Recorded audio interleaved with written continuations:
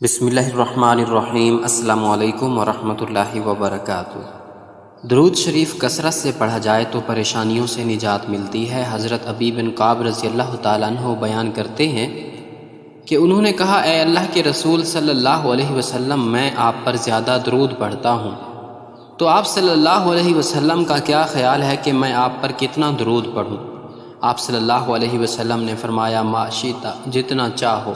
میں نے کہا چوتھا حصہ۔ آپ صلی اللہ علیہ وسلم نے فرمایا، ما شئت فإن زدت فهو خیر لک، جتنا چاہو اور اگر اس سے زیادہ پڑھو گے تو وہ تمہارے لیے بہتر ہے۔ میں نے کہا آدھا حصہ۔ آپ صلی اللہ علیہ وسلم نے فرمایا، ما شئت فإن زدت فهو خیر لک، جتنا چاہو اور اگر اس سے زیادہ پڑھو گے تو وہ تمہارے لیے بہتر ہے۔ میں نے کہا دو تہائی۔ آپ صلی اللہ علیہ وسلم نے فرمایا، ما شئت فإن زدت فهو خیر لک، جتنا چاہو اور اگر اس سے زیادہ پڑھو گے تو وہ تمہارے لیے بہتر ہے۔ میں نے کہا میں آپ پر درود ہی پڑھتا رہوں گا، تو آپ صلی اللہ علیہ وسلم نے فرمایا، تب تمہیں تمہاری پریشانی سے بچا لیا جائے گا اور تمہارے گناہ معاف کر دیے جائیں گے۔ ایک روایت میں ہے کہ تب تمہیں اللہ تعالیٰ دنیا و آخرت کی پریشانیوں سے بچا لے گا۔ حضرت ابن مسعود رضی اللہ تعالیٰ عنہ سے روایت ہے کہ رسول اکرم صلی اللہ علیہ وسلم نے فرمایا، قیامت کے دن لوگوں میں سے سب سے زیادہ میرے قریب وہ ہوگا جو سب سے زیادہ مجھ پر درود بھیجے گا۔ حضرت علی المرتضیٰ رضی اللہ تعالیٰ عنہ فرماتے ہیں، اللہ تعالیٰ نے جنت میں ایک درخت پیدا کیا جس کا پھل سیب سے قدرے بڑا، انار سے قدرے چھوٹا، مکھن سے زیادہ نرم، شہد سے زیادہ عمدہ شیریں، مشک سے زیادہ خوشبو رکھنے والا، شاخیں مروارید کی، تنا سونے کا، پتے زبرجد کے، اور یہ نبی کریم صلی اللہ علیہ وآلہ وسلم پر صلاۃ و سلام پڑھنے والوں کے لیے مختص ہوگا،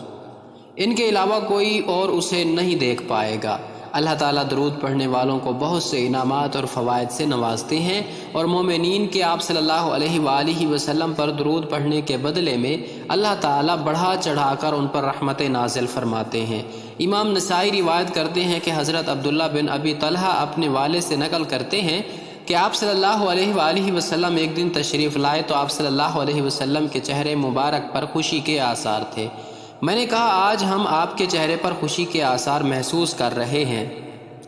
تو آپ صلی اللہ علیہ وآلہ وسلم نے فرمایا کہ میرے پاس حضرت جبریل علیہ السلام تشریف لائے اور کہا، اے محمد، اللہ تعالیٰ فرما رہے ہیں، کیا آپ اس بات سے خوش نہیں کہ جب بھی کوئی شخص آپ پر درود بھیجے تو میں اس پر 10 رحمتیں نازل کروں گا، اور جب بھی کوئی شخص آپ پر سلامتی بھیجے تو میں 10 سلامتی اس پر نازل کروں گا۔ قصہ معراج میں منقول ہے کہ جب نبی کریم صلی اللہ علیہ وسلم سیدنا جبریل علیہ السلام کے ہمراہ تیسرے آسمان پر گئے تو ان سے پوچھا گیا، ومن معک، آپ کے ساتھ کون ہے؟ اس پر جبریل علیہ السلام نے جواب دیا، محمد صلی اللہ علیہ وسلم، میرے ساتھ محمد صلی اللہ علیہ وسلم ہیں۔ حضرت جبریل علیہ السلام نے صلی اللہ علیہ وسلم کے الفاظ سے آپ پر درود شریف پڑھا۔ اسی طرح صلی اللہ علیہ وسلم کے الفاظ کے ساتھ نبی کریم صلی اللہ علیہ وسلم پر درود بھیجنا امت کا تواتر کے ساتھ اتفاقی عمل سے بھی ثابت ہے، جو کہ ایک مستقل دلیل کی حیثیت رکھتا ہے۔ علماء کرام فرماتے ہیں کہ دیگر انبیاء کرام کے اسماء گرامی کے ساتھ بھی صلی اللہ علیہ وسلم کہنا درست ہے، جیسا کہ خود نبی کریم صلی اللہ علیہ وسلم نے فرمایا، جس کو امام مسلم نے مسلم شریف میں اس طرح نقل فرمایا ہے، فَيَنزُلُ عیسیٰ ابن مریم صلی اللہ علیہ وسلم، چنانچہ عیسیٰ بن مریم صلی اللہ علیہ وسلم آسمان سے اتریں گے۔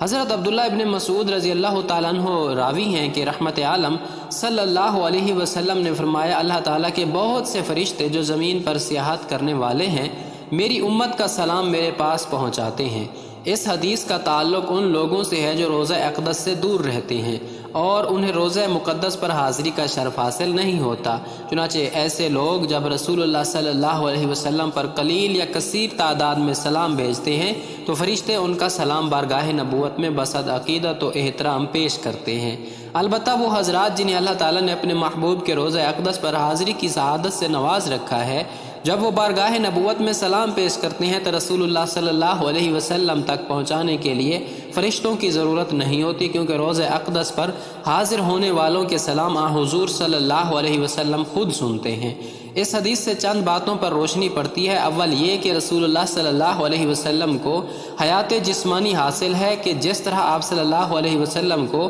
اس دنیا میں زندگی حاصل تھی، اس طرح آپ صلی اللہ علیہ وسلم کو قبر میں بھی زندگی حاصل ہے۔ دوم یہ کہ رسول اللہ صلی اللہ علیہ وسلم کی امت کے لوگ جب آپ صلی اللہ علیہ وسلم پر سلام بھیجتے ہیں تو آپ صلی اللہ علیہ وسلم خوش ہوتے ہیں، جو سلام بھیجنے والے کے حق میں انتہائی سعادت و خوش بختی کی بات ہے۔ سوم یہ کہ جب فرشتے کسی امت کا سلام بارگاہ نبوت میں پیش کرتے ہیں تو اس کا مطلب یہ ہوتا ہے کہ سلام قبولیت کے درجے کو پہنچ گیا ہے، اور اگلی حدیث سے معلوم ہوتا ہے کہ آپ صلی اللہ علیہ وسلم سلام بھیجنے والے کے سلام کا جواب بھی دیتے ہیں۔ نیز ایک روایت میں مذکور ہے کہ جب فرشتے سلام لے کر بارگاہ نبوت میں حاضر ہوتے ہیں تو سلام بھیجنے والے کا نام بھی لیتے ہیں۔ ترمذی شریف میں حضرت علی المرتضیٰ رضی اللہ تعالیٰ عنہ سے روایت ہے کہ رسول اللہ صلی اللہ علیہ وسلم نے فرمایا، بڑا کنجوس وہ شخص ہے جس کے سامنے میرا ذکر ہو اور وہ مجھ پر درود شریف نہ بھیجے۔ ترمذی شریف میں ہی حضرت عمر فاروق رضی اللہ تعالیٰ عنہ سے مروی ہے کہ آپ نے فرمایا، دعا آسمان اور زمین کے درمیان ٹھہری رہتی ہے، اس سے کچھ اوپر آسمان کی طرف نہیں چڑھتی جب تک تم اپنے نبی صلی اللہ علیہ وآلہ وسلم پر درود شریف نہ بھیجو۔ تاجدار عرب و عجم حضرت محمد مصطفیٰ صلی اللہ علیہ وسلم نے فرمایا